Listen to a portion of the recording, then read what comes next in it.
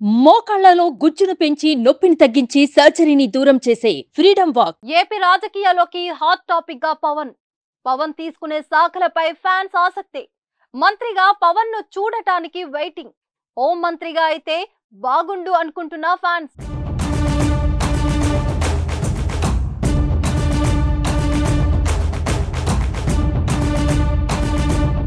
Power star Pawan Kalyan fans కోరుకున్నట్లు ఆయన అసెంబ్లీలో అడుగు పెడుతున్నారు. మంత్రి కూడా అయ్యారు. ఇప్పుడు మరో క్యూరియాసిటీ చక్కలు కొడుతుంది. పవన్ ఏ శాఖకు మంత్రి కాబోతున్నారు? హోమ్ మినిస్టర్ అయితే భలే ఉంటుందని అంతా అనుకుంటున్నారు. ఇప్పుడు ఇదే టాపిక్ నడుస్తుంది. హోంశాఖ లేదా సినిమాటోగ్రఫీ శాఖను కేటాయిస్తారా అని ఏపీ రాజకీయ వర్గాల్లో జోరుగా చర్చ జరుగుతుంది.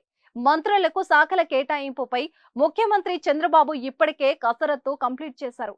ప్రమాణ స్వీకార అనంతరం తిరుపతి వెళ్లిన చంద్రబాబు అమరావతికి రాగానే మంత్రులకు కేటాయించే శాఖలపై క్లారిటీ వచ్చే అవకాశం ఉంది. చంద్రబాబు కేబినెట్ లో జనసేనకు 3 మంత్రి పదవులను కేటాయించారు. ఇందులో పవన్ కు దక్కే శాఖపైనే అందరి ఇంట్రెస్ట్. పవన్ కు డిప్యూటీ సీఎం తో పాటు కీలకమైన హోంశాఖను కేటాయిస్తారని కొన్ని రోజులుగా ప్రచారం జరుగుతుంది. అయితే పవన్ మాత్రం తనకు గ్రామీణ నేపథ్యం ఉన్న శాఖను ఇవ్వాలని కోరినట్లుగా తెలుస్తుంది. ఈ నేపథ్యంలోనే పవన్ ను డిప్యూటీ సీఎం చేయడంతో పాటు పంచాయతీరాజ్, గ్రామీణాభివృద్ధి, అటవీ పర్యావరణ శాఖలను కేటాయించనున్నట్లు తెలుస్తుంది. జనసేనలో కీలకంగా వ్యవహరించే నాదెండ్ల మనోహర్ కు సివిల్ సప్లై, కందుల దుర్గేష్ కు పర్యాటకం, సినిమాటోగ్రఫీ శాఖను కేటాయించినట్లు తెలుస్తుంది.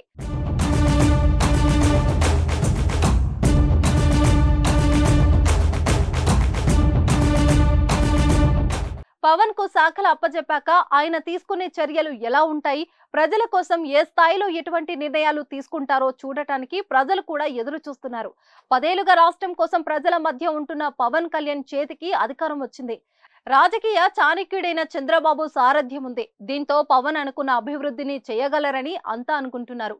తిరుపతిలో శ్రీవారిని దర్శించుకున్న సీఎం చంద్రబాబు కూడా దేశ రాజకీయాల్లో ఏపీ కీలక పాత్ర పోషిస్తుందని చెప్పారు.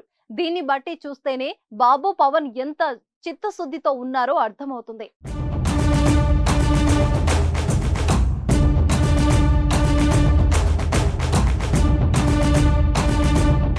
సుమన్ టీవీలో మీ పర్సనల్ అండ్ బిజినెస్ ప్రమోషన్స్ కోసం కింది నెంబర్కి కాంటాక్ట్ చేయండి.